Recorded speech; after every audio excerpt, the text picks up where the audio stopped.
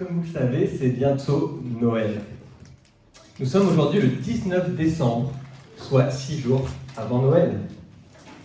Et je ne sais pas dans quel état d'esprit vous êtes en cette période de l'année, mais à titre personnel, c'est une période que j'aime beaucoup. Pensez à toutes les lumières dans les rues, pouvoir écouter des chants de Noël, ce qui est interdit pendant tout le reste de l'année, la préparation des cadeaux. Il y a un côté réellement féerique dans cette fête, qui fait que Noël est quelque peu à part dans le calendrier. Mais je sais aussi que pour certains, c'est un temps redouté, celui des repas de famille pas forcément les plus apaisés. Un temps aussi où on peut être fatigué en fin d'année. On peut faire un bilan de l'année écoulée qui n'est pas toujours radieux. Et en tant que chrétien, néanmoins, on se réjouit vraiment de voir Noël arriver, du fait que nous fêtons la naissance de Jésus-Christ, celui qu'on pense être Dieu qui s'est fait homme pour venir vivre parmi nous. C'est quelque chose qui vient transcender nos circonstances particulières. Mais peut-être qu'aujourd'hui vous n'êtes pas croyant, et le lien entre les festivités de Noël et l'arrivée de ce petit bébé dans une crèche vous paraît un peu obscur. Au fond, qui est cet enfant Jésus ? Pourquoi a-t-il une telle importance ? N'est-il pas qu'un simple enfant qui a ensuite grandi en Galilée, en enseignant les foules ? Certains le considéraient comme un bon enseignant, un orateur doué, mais était-il plus que cela ? Pourquoi tout ce folklore pour cette fête depuis 2000 ans ? Et si on va aller plus loin, en réfléchissant à titre personnel, ce Jésus peut-il vraiment avoir un rapport avec ma vie personnellement, alors que je vis près de 2000 ans après sa naissance ? Est-ce que la vision que j'ai aujourd'hui de Jésus au XXIe siècle a une quelconque espèce d'importance ? Ne serait-ce pas seulement aujourd'hui une question de tradition, fêter Noël ? En fait, si vous posez ces questions sur Jésus, sachez que vous n'êtes pas les premiers. La Bible est remplie de personnes qui ont rencontré Jésus et qui ont cherché à cerner qui était cet homme et quel était le cœur de son enseignement. Et Jésus a répondu à ces nombreuses personnes, parfois avec beaucoup de douceur et parfois de façon plus incisive. Et aujourd'hui, on va voir une de ces rencontres de Jésus.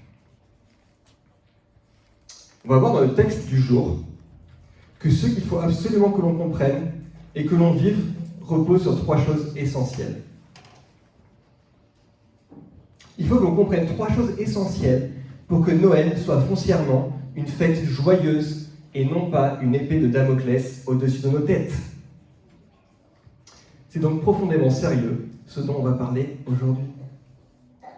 Chers amis, si vous voulez que Noël soit une fête vraiment joyeuse dans vos vies, une fête qui transcende même vos émotions, votre fatigue et peut-être même votre crainte des repas de famille, il faut que vous assimiliez absolument les 3 points dont on va parler aujourd'hui. Cet après-midi, on va pouvoir s'intéresser à un dialogue. On va continuer dans l'évangile de Jean et on est en ce moment au chapitre 3. C'est un dialogue qui s'est déroulé entre un homme qui était haut placé dans la société juive du 1er siècle, un chef religieux, et Jésus.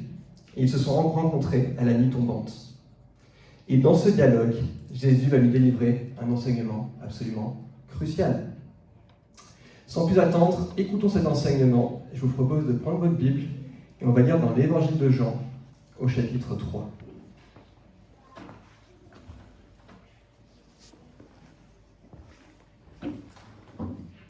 On lira du chapitre 1, du verset 1 au verset 21. Pardon.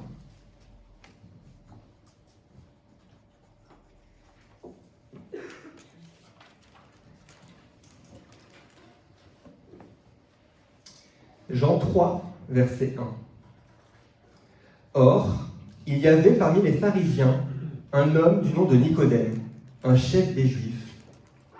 Il vint de nuit trouver Jésus et lui dit : « Maître, nous savons que tu es un enseignant envoyé par Dieu, car personne ne peut faire ces signes miraculeux que tu fais si Dieu n'est pas avec lui. » Jésus lui répondit : « En vérité, je te le dis, à moins de naître de nouveau, personne ne peut voir le royaume de Dieu. » Nicodème lui dit : « Comment un homme peut-il naître quand il est vieux ?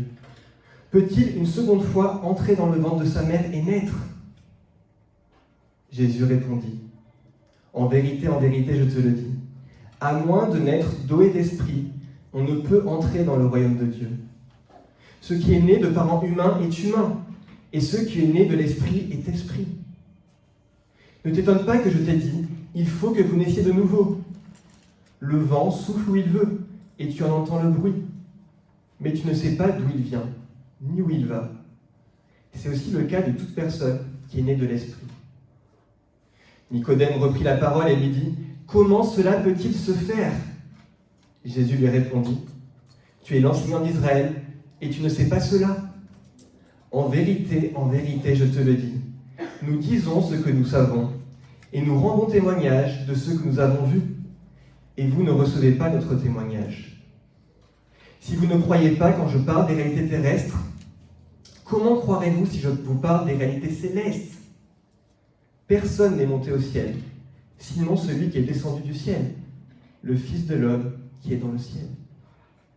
Et tout comme Moïse a élevé le serpent dans le désert, il faut aussi que le Fils de l'homme soit élevé, afin que quiconque croit en lui ne périsse pas, mais qu'il ait la vie éternelle. En effet, Dieu a tant aimé le monde qu'il a donné son Fils unique, afin que quiconque croit en lui ne périsse pas, mais ait la vie éternelle. Dieu, en effet, n'a pas envoyé son Fils dans le monde pour juger le monde, mais pour que le monde soit sauvé par lui. Celui qui croit en lui n'est pas jugé, mais celui qui ne croit pas est déjà jugé, parce qu'il n'a pas cru au nom du Fils unique de Dieu. Et voici quel est ce jugement. La lumière est venue dans le monde, et les hommes ont préféré les ténèbres à la lumière, parce que leur manière d'agir était mauvaise. En effet, toute personne qui fait le mal déteste la lumière, et elle ne vient pas à la lumière pour éviter que ses actes soient dévoilés. Mais celui qui agit conformément à la vérité vient à la lumière, afin qu'il soit évident que ce qu'il a fait, il l'a fait en Dieu. Je vous propose de prier avant d'aller plus loin. Notre Père, on te remercie pour ta parole qui nous enseigne beaucoup de choses. Je te remercie pour ce passage qui n'est pas des plus faciles à comprendre. On prie, Seigneur, que tu puisses nous aider à comprendre ce qui vient de toi ce soir. Qu'on puisse vraiment garder ce que tu veux nous transmettre. Je te remercie encore pour ta venue sur terre, pour cette lumière qui a brillé dans les ténèbres à Noël. Amen. Dans ce texte, on va voir que pour que Noël soit une fête réellement joyeuse, il nous faut 3 choses. Première chose, il nous faut être né d'en haut par l'Esprit Saint. Deuxième chose, il nous faut avoir compris l'œuvre de Jésus-Christ. Et troisième chose, il nous faut avoir répondu à l'appel du Père.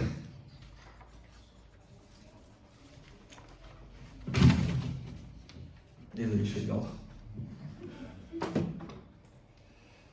Commençons par notre premier point. Ce que ce texte veut tout d'abord nous enseigner, c'est qu'il est nécessaire de recevoir l'Esprit.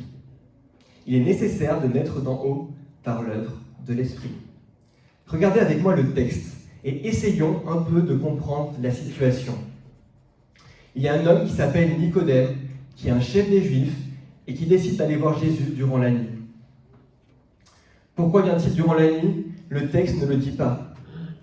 Ce qui est sûr, c'est que Nicodème vient interagir avec Jésus en étant caché. Peut-être parce qu'il a un peu honte en tant que chef religieux. Honte de l'intérêt qu'il a pour Jésus. Et peut-être aussi du fait qu'il lui manque quelque chose d'essentiel. Il est en tout cas gêné. En tout cas, toujours est-il qu'il vient pour faire des compliments à Jésus. Verset 2, il dit « Maître, nous savons que tu es un enseignant envoyé par Dieu, car personne ne peut faire ces signes miraculeux que tu fais si Dieu n'est pas avec lui. » Il avait su discerner quelque chose de Jésus, qu'il était un rabbi, c'est-à-dire un maître, un enseignant. Mais regardez la réaction de Jésus. Il ne va pas abonder dans sa direction. Il ne va pas faire dans le protocolaire en lui faisant des éloges. « Oh, merci beaucoup, maître Nicodème. Vous êtes aussi un bon enseignant, c'est bien ce que vous faites. » Non. Il va lui expliquer quelque chose d'important. Et il va être direct. « Nicodème, tu as manqué quelque chose. Tu as manqué quelque chose d'essentiel. » Et cela est d'autant plus inexcusable que toi, Nicodème, tu incarnes la tête de l'autorité religieuse de ton temps. Tu devrais savoir ces choses. Et qu'est-ce que cette chose que Nicodème n'a pas compris ? On le découvre au verset 3. Il faut naître d'en haut. Ou dans d'autres traductions, il faut naître de nouveau. Mais qu'est-ce que ça veut dire? C'est énigmatique, n'est-ce pas? Je vous dis peut-être, quelqu'un qui vient naître 2 fois, je n'ai jamais vu ça. À titre personnel, moi non plus, je n'ai jamais vu quelqu'un renaître.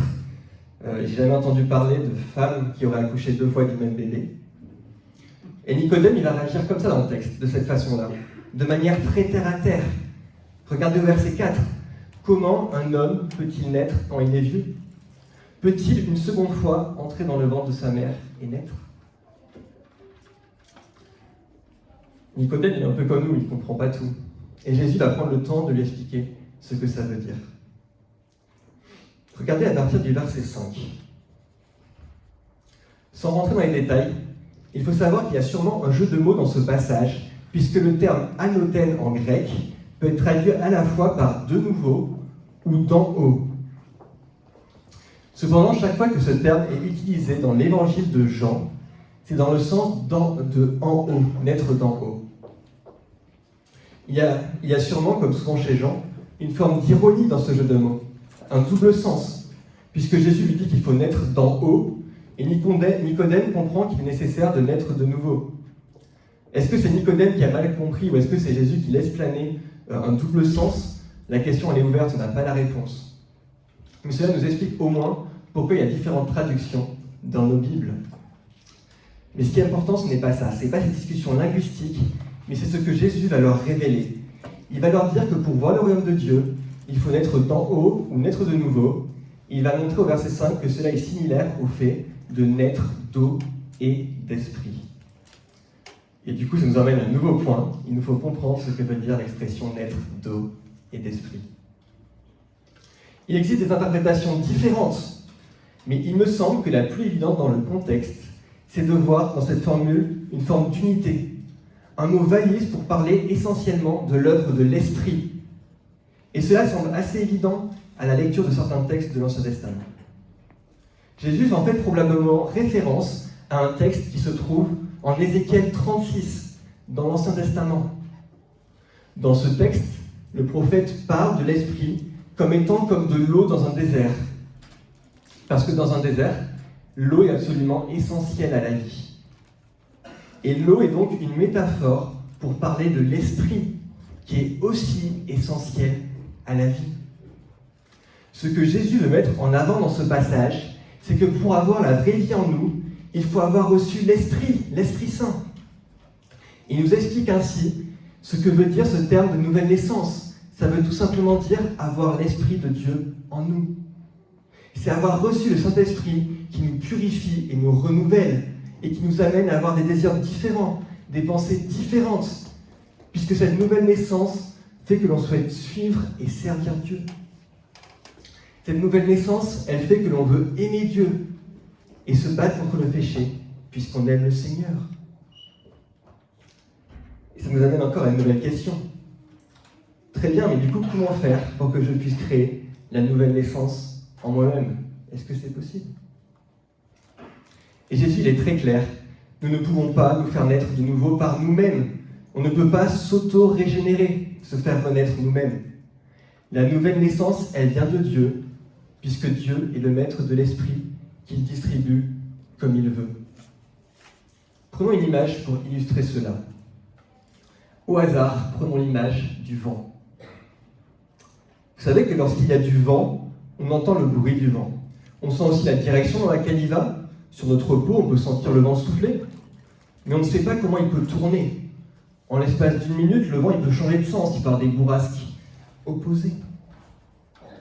Sans que l'on y fasse quelque chose, le vent il peut aussi s'arrêter de souffler. En bref, on n'a aucun contrôle sur le vent. Alors aujourd'hui, avec nos capteurs météo, on peut prévoir les trajectoires du vent avec plus de précision, mais ce n'était pas le cas au temps de Jésus. Et même aujourd'hui, on peut savoir tout ça. On sait utiliser la force du vent, on peut prévoir plus ou moins la direction de celui-ci, mais on ne peut pas commander au vent de souffler.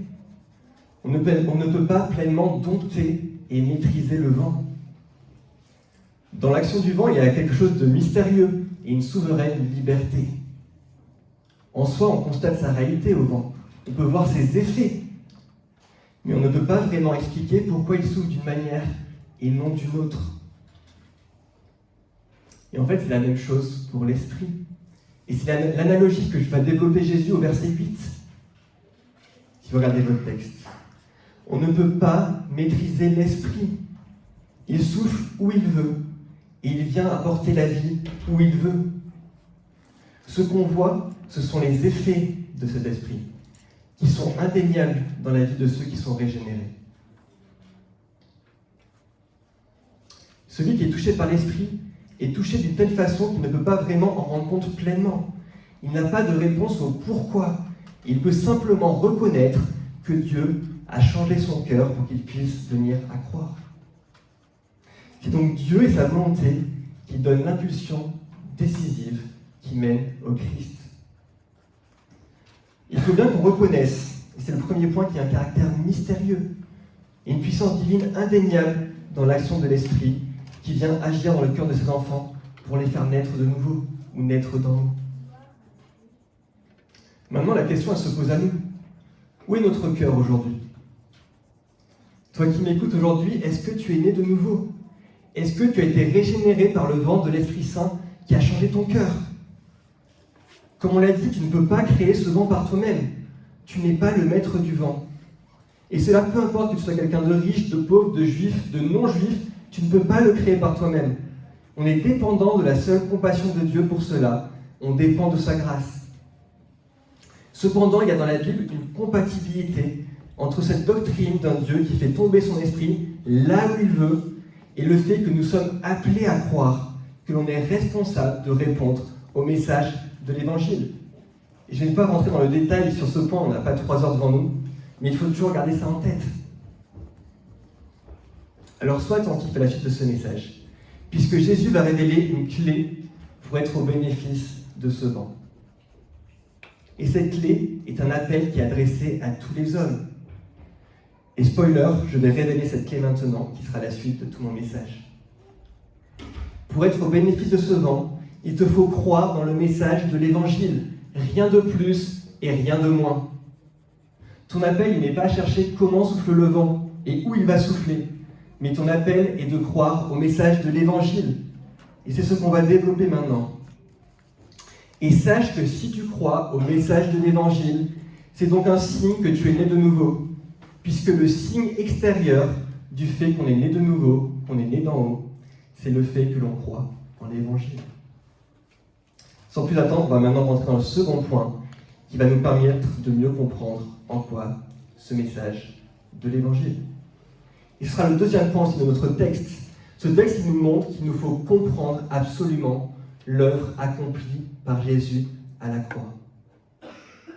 Et pour nous aider à comprendre l'œuvre qu'il va accomplir, Jésus va s'appuyer sur le récit du serpent d'airain ou du serpent de bronze qu'on trouve dans l'Ancien Testament.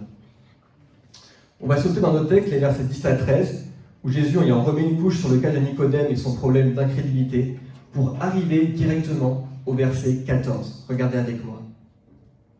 On va arriver maintenant à un monologue de Jésus qui va nous occuper pendant les 7 prochains versets. Et au verset 14 et 15, Jésus parle et dit « Et tout comme Moïse a élevé le serpent dans le désert, il faut aussi que le Fils de l'homme soit élevé, afin que quiconque croit en lui ne périsse pas, mais ait la vie éternelle. » Dans ce verset, Jésus va faire un parallèle entre un récit de ce que Moïse a fait dans le désert et ce que le Fils de l'homme doit faire, c'est-à-dire lui-même. Il va rappeler que tout comme Moïse a élevé le serpent dans le désert, il faut aussi que le Fils de l'homme soit élevé. Et pour mieux comprendre ce dont Jésus parle, on va pouvoir lire ce récit. Ce récit du serpent d'airain se trouve dans l'Ancien Testament, dans le livre des Nombres, au chapitre 21. Si vous avez votre Bible, vous pouvez aller voir dans le livre des Nombres, et on lira du verset 4 à 9.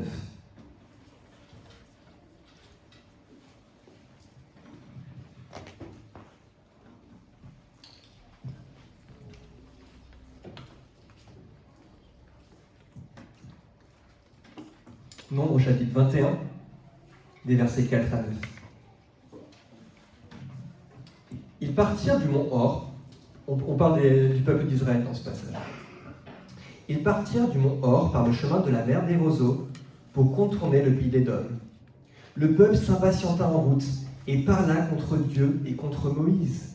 « Pourquoi nous avez-vous fait quitter l'Égypte, si c'est pour que nous mourions dans le désert ? En effet, il n'y a ni pain, ni eau, et nous sommes dégoûtés de cette misérable nourriture. » Alors l'Éternel envoya des serpents venimeux contre le peuple. Ils mordirent le peuple, et beaucoup d'Israélites moururent. Le peuple vint trouver Moïse et dit : « Nous avons péché, car nous avons parlé contre l'Éternel et contre toi. Prie l'Éternel, afin qu'il éloigne ces serpents de nous. » Moïse pria pour le peuple, et l'Éternel lui dit : « Fais-toi un serpent venimeux, et place-le sur une perche. Toute personne mordue qui le regardera aura la vie sauve. » Moïse fit un serpent en bronze et le plaça sur une perche. Toute personne qui avait été mordue par un serpent et regardait le serpent en bronze avait la vie sauve. C'est un étrange récit, n'est-ce pas ? Ça peut nous sembler un peu bizarre. Nous avons un peuple qui se rebelle contre Dieu, qui pêche contre Dieu en méprisant tout ce qu'il a fait pour eux. Ce Dieu les avait libérés du pouvoir des Égyptiens. Il avait pris soin d'eux dans le désert. Et ce peuple se rebelle quand même. Et en retour, Dieu les punit de leurs péchés. Il envoie alors des serpents venimeux dans leur camp, qui viendront mordre et tuer beaucoup d'Israélites. Et ensuite, le peuple se repent de son péché. Il demande pardon à Dieu, et Dieu pourvoit à un moyen pour être sauvé. Un serpent en bronze sera élevé sur une perche, et quiconque le regardera aura la vie sauve. Maintenant, réfléchissons au parallèle qu'établit Jésus. De même que Dieu s'est servi de ce serpent de bronze élevé à un poteau comme d'un moyen pour renouveler la vie physique des Israélites mordus par le serpent, il offrirait la vie spirituelle nouvelle par le moyen du Fils de l'homme qui sera aussi élevé sur le bois d'une croix romaine. Jésus, qui est descendu du ciel, selon la formule du verset 13, remontera seulement après avoir été élevé sur une croix, pour que quiconque croit en lui ne périsse pas, mais qu'il ait la vie éternelle. Le retour de Jésus dans la gloire qu'il partageait avec le Père dès avant la création du monde s'accomplira après la réalisation de la mission qu'il a amenée sur la terre, c'est-à-dire en étant élevé sur la croix. Il sera de nouveau élevé au ciel après avoir été élevé sur la croix. Le verset 13, il présente Jésus comme celui qui est descendu pour révéler Dieu. Le verset 14 le présente comme celui qui souffre et qui est glorifié.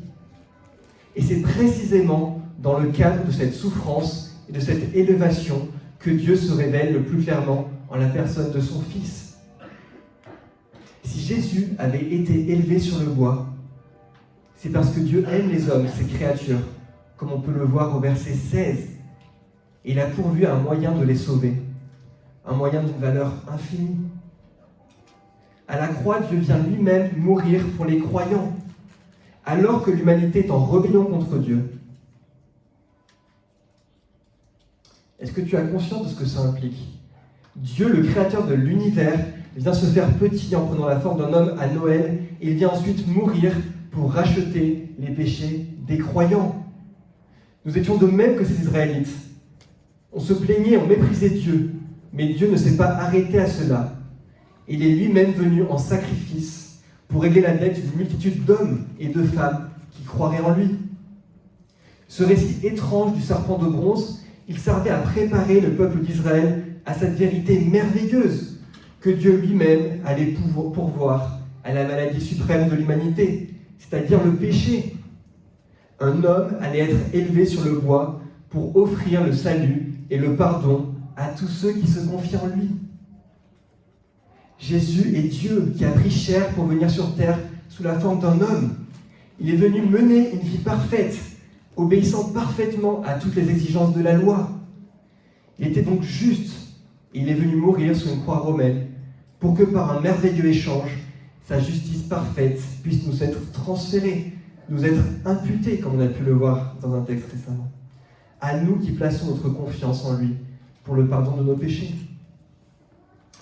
Oui, si nous sommes croyants, nous pouvons avoir la paix avec un Dieu juste, parce que Jésus est devenu notre justice, puisque Jésus a payé le prix que méritaient nos fautes. Et ça, c'est une nouvelle merveilleuse, une bonne nouvelle libératrice. Comprendre et réaliser cela devrait créer dans nos cœurs une explosion de joie et de reconnaissance. Vraiment, Dieu a réalisé tout ça pour moi, alors que j'étais un être pécheur et méprisable. Et la raison pour laquelle Dieu a réalisé tout ça, c'est seulement son amour. On peut voir ça au verset 16. Ce n'est pas par des choses que nous aurions pu accomplir. En fait, ce qui se passe, c'est un peu comme pour l'acquittement d'une personne qui aurait été condamnée à mort. Sauf exception ou erreur judiciaire, une personne qui est soumise à cette sentence, c'est parce qu'elle a commis quelque chose de mal devant la loi, quelque chose de très grave. Elle a enfreint la justice, et elle mérite donc la condamnation. Un mal a été commis, il doit donc être réparé. C'était ça le principe.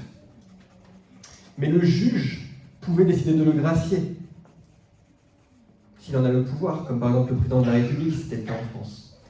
Et c'est complètement immérité. C'est même quelque chose d'injuste, puisque si cette personne est graciée, alors personne n'a payé pour le mal qu'elle a commis.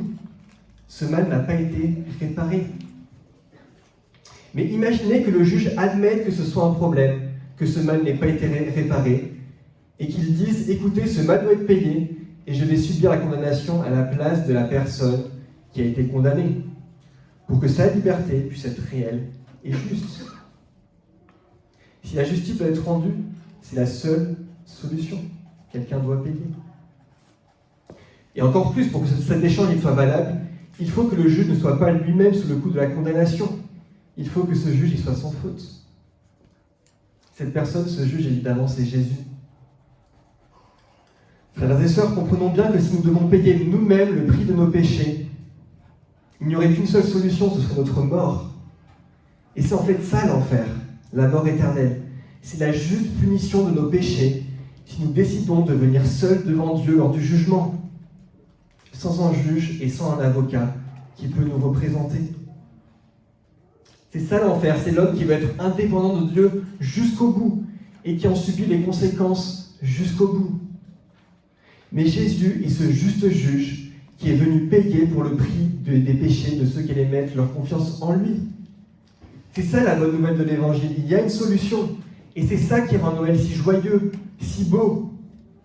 Ce qui rend Noël si beau, c'est que le but et la mission première de Jésus, en venant sur la terre, n'était pas de condamner les hommes, mais de leur offrir un moyen de libération. Dieu n'a pas envoyé son Fils dans le monde pour juger le monde, mais pour que le monde soit sauvé par lui, dans le verset 17. C'est ça le sens de la venue de Jésus. Est-ce que tu prends maintenant conscience de ce que Dieu est venu faire en s'abaissant sur la terre? Et cela nous amène à notre dernier point, qui tient en une seule question. Que fais-tu de ce message? Ce message, il est à double tranchant, puisque celui qui croit en lui n'est pas jugé, mais celui qui ne croit pas est déjà jugé, parce qu'il n'a pas cru au nom du Fils unique de Dieu, selon le verset 18. La Bible est très claire. La venue de Jésus est une bonne nouvelle pour ceux qui y répondent en croyant par la foi. Et c'est une bonne nouvelle qui résonne partout dans le monde entier. Elle est facile à saisir. Crois en Jésus-Christ, regarde à la croix. Accepte que tu ne puisses pas te sauver toi-même et regarde aux moyens que Dieu lui-même a pourvus, sa propre vie. Et le verset 19 montre que les hommes n'ont pas reçu cette lumière de Jésus lorsqu'elle a brillé. L'homme, dans son orgueil, a préféré être indépendant, puisque le péché fait que l'on veut, à l'état naturel, fuir cette lumière. Parce que par nature, notre manière d'agir est mauvaise. On ne veut pas que la lumière de Dieu vienne éclairer ce qui cloche dans nos vies.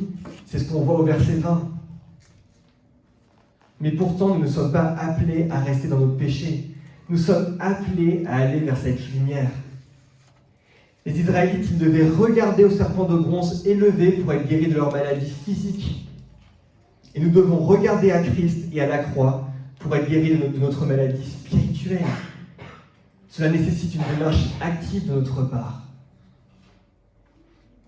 Vous Vous savez, c'est comme si vous étiez atteint d'une maladie mortelle et que les médecins vous disent « ça tombe bien, il existe un médicament qui permet de guérir de ce mal ».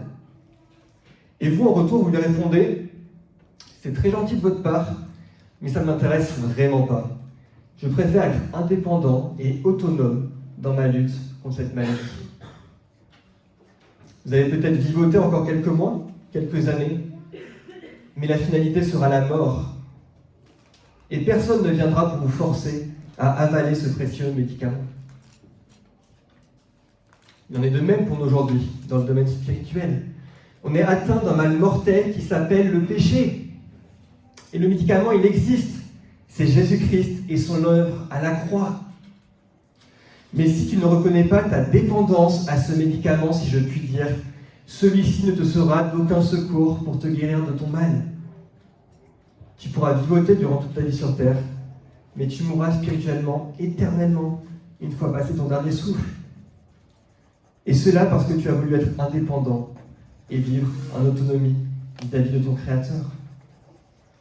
Et je dis cela avec beaucoup de sérieux. Si ta confiance n'est pas en Jésus-Christ, Noël n'est pas une bonne nouvelle pour toi. Noël n'est pas une fête joyeuse. Noël, il te parle d'un moyen que Dieu a pourvu pour te sauver. Un moyen qui te permet d'être en paix avec lui, mais un moyen de salut sur lequel, si tu ne crois pas, te condamne aujourd'hui. Et c'est Jésus lui-même qui dit cette parole sévère dans notre texte. Je la répète, celui qui ne croit pas est déjà jugé parce qu'il n'a pas cru au nom du Fils unique de Dieu. Mais souvenons-nous, il y a une solution. Nous pouvons venir à Jésus. Toi qui m'écoutes, il est encore temps tant que tu es vivant, et cela jusqu'à ton dernier souffle. Tu peux venir à lui par la foi. C'est comme ça que Jésus nous accueille. Je ne mettrai pas dehors celui qui vient à moi, dit Jésus plus loin dans cet évangile. Et le même apôtre Jean, dans ce qui est une des dernières paroles de la Bible, dit que celui qui a soif vienne, que celui qui veut prenne de l'eau de la vie gratuitement. Alors viens goûter à cette eau de la vie. Viens au Christ, viens au pied de cette croix, qui elle seule peut t'offrir la vie éternelle. C'est là tout le message de ce texte. En guise de conclusion, j'aimerais juste lire avec vous un dernier verset qui se trouve à la fin de l'évangile de Jean et qui nous raconte le moment où des hommes viennent pour embaumer le corps de Jésus après la crucifixion. On peut lire ça au chapitre 19 de cet évangile. Jean 19, verset 39, on peut lire « Nicodème, l'homme qui auparavant était allé trouver Jésus de nuit, vint aussi. Il apportait un mélange d'environ 30 kilos de myrrhe et d'aloès. Il prit donc le corps de Jésus et l'enveloppèrent de bandelettes avec les aromates, comme c'est la coutume d'ensevelir chez les Juifs. » Frères et sœurs, n'est-il pas merveilleux de voir cet homme, Nicodème, de qui Jésus se plaignait, je cite, que lui et son peuple ne recevaient pas son témoignage. Lui qui était incrédule, venir honorer le roi de l'univers après la crucifixion. Le récit biblique ne permet pas d'aller plus loin sur ce qui est écrit. On ne peut pas avoir de certitude sur l'état du cœur de Nicodème à la fin de ce récit. Mais il est fort probable que, chemin faisant, Nicodème avait médité et reconnu qui était Jésus-Christ, et qu'en croyant en lui et en son œuvre d'élévation sur la croix, il avait eu l'assurance de pouvoir avoir la vie éternelle. Alors, chers amis, en ce temps de Noël, faites comme Nicodème, recevez ce message de Christ, envoyé dans le monde pour sauver les croyants de leurs péchés. Il est encore temps de regarder à cette croix qui donne la vie et faire cela pour échanger votre vision de Noël à tout jamais. Prions.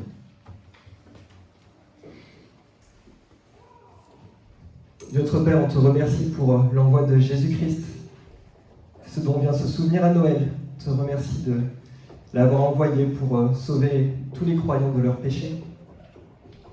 On te remercie de venir régénérer par ton Saint-Esprit. On te remercie de le faire vivre dans le cœur des croyants aujourd'hui. Et on te prie, Seigneur, que tu viennes continuer de souffler sur ceux qui ne croient pas en toi. Peut-être qu'il y en a dans cette salle Je te prie, Seigneur, que tous puissent courber le genou devant toi. Et que Noël puisse être une fête joyeuse pour nos foyers. Une fête joyeuse parce qu'elle parle du Sauveur du monde. Amen.